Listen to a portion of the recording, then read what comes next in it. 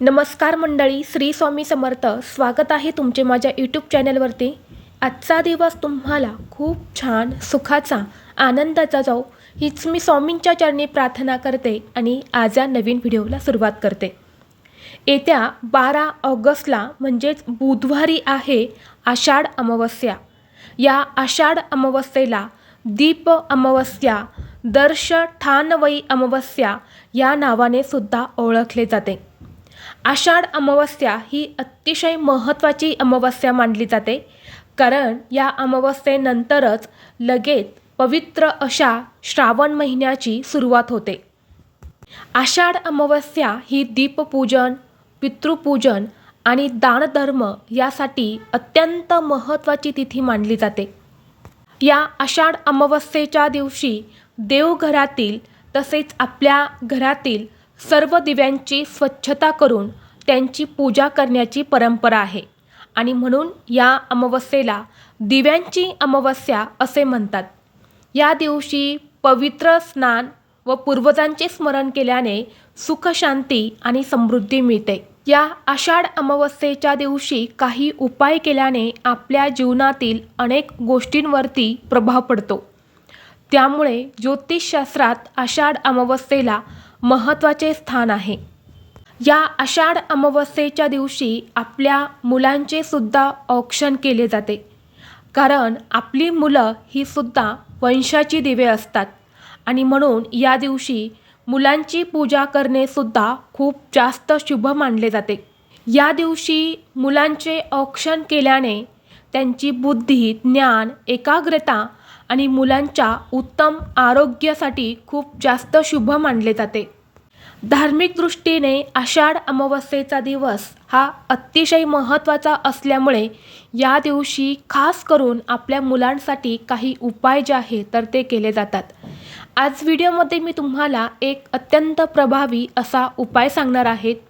बुधवारी आषाढ अमावस्येला तुम्ही काहीच नाही केले तरीही चालेल, पण प्रत्येक आईने आपल्या मुलांसाठी इथे लावा एक दिवा. हा दिवा लावल्याने मुलांचे सर्व दोष, संकट, विघ्न, अडचणी दूर होऊन अभ्यासात, नोकरीत, व्यवसायात खूप प्रगती होईल. मुलांना प्रत्येक क्षेत्रामध्ये यश मिळेल. त्यांना नवीन ऊर्जेची आणि ज्ञानाची प्राप्ती होईल. त्यांच्या अभ्यासामध्ये, व्यवसायामध्ये, नोकरीमध्ये सकारात्मक बदल होईल. तर असा हा दिवा मुलांसाठी कुठे लावायचा आहे, कसा लावायचा आहे आणि कोणत्या वेळेत लावायचा आहे याबद्दलची संपूर्ण माहिती या व्हिडिओमध्ये मी तुमच्यासोबत शेअर करणार आहे. त्यामुळे तुम्ही हा व्हिडिओ स्किप न करता शेवटपर्यंत नक्की पहा. चॅनलवरती नवीन असाल तर सबस्क्राईब करा आणि असेच माहितीपूर्व नवनवीन व्हिडिओ पाहण्यासाठी बेल आयकॉनलाही प्रेस करा, म्हणजे जेव्हा कधी मी नवीन व्हिडिओ अपलोड करेल त्याचं नोटिफिकेशन सर्वात अगोदर तुम्हाला भेटेल आणि तुम्ही एक पण व्हिडिओ मिस करणार नाही. तसेच व्हिडिओला एक हाईप देखील द्या.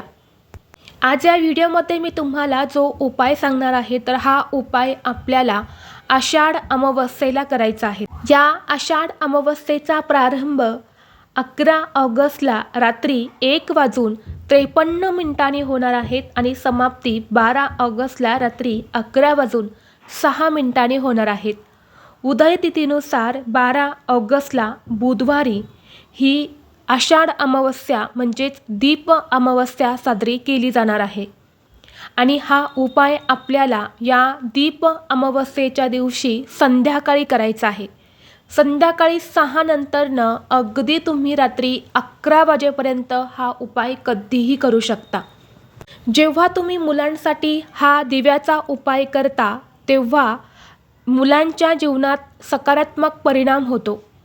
हा उपाय इतका प्रभावी आहे की हा उपाय केल्याने म्हणजेच हा दिवा लावल्याने या दिव्याच्या प्रकाशाने अंधकार दूर करून मुलांचे सारे काही आयुष्य उजळून टाकतो असं मानलं जातं.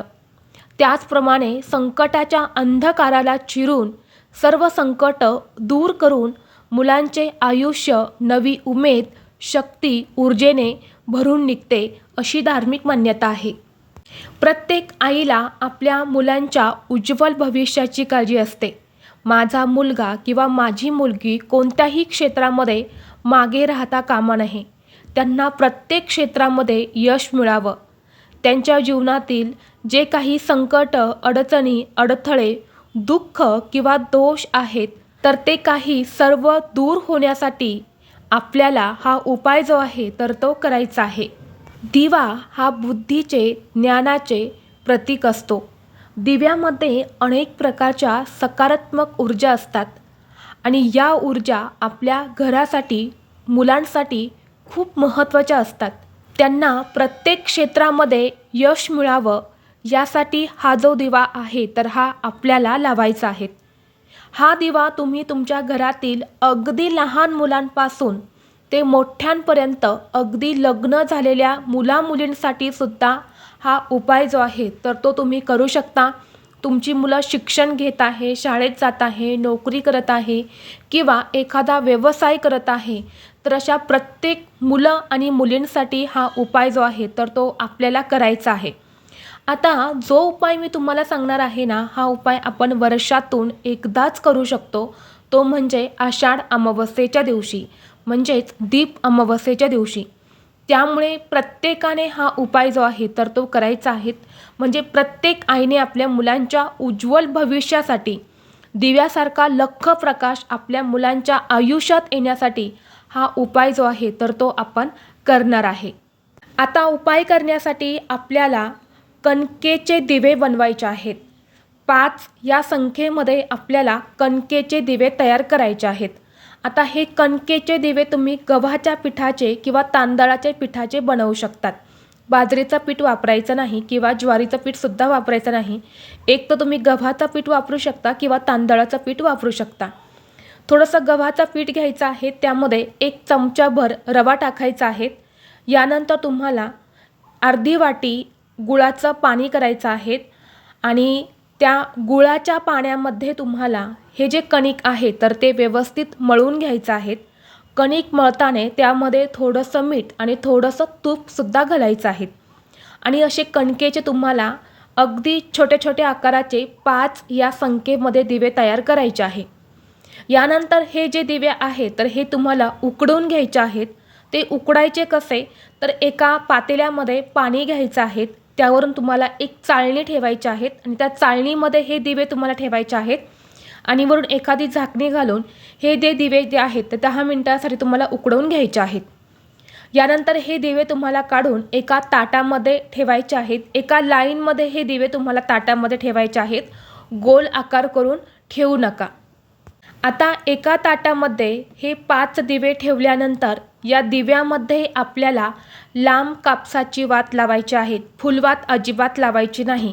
लांब कापसाची वात लावायची आहे आणि तेल घालायचं आहे. चुकूनही या दिव्यामध्ये तुम्हाला तूप घालायचं नाही, कारण मुलांचं औक्षण हे तुपाच्या दिव्याने कधीच केलं जात नाही. तुपाचे दिवे हे फक्त देवांसाठी असतात, म्हणून या दिव्यामध्ये तुम्हाला तेलच घालायचं आहे. तेल तुम्ही कोणतंही घालू शकता. यानंतर हे 5 दिवे तुम्हाला तुमच्या देवघरामध्ये ठेवून प्रज्वलित करायचे आहे.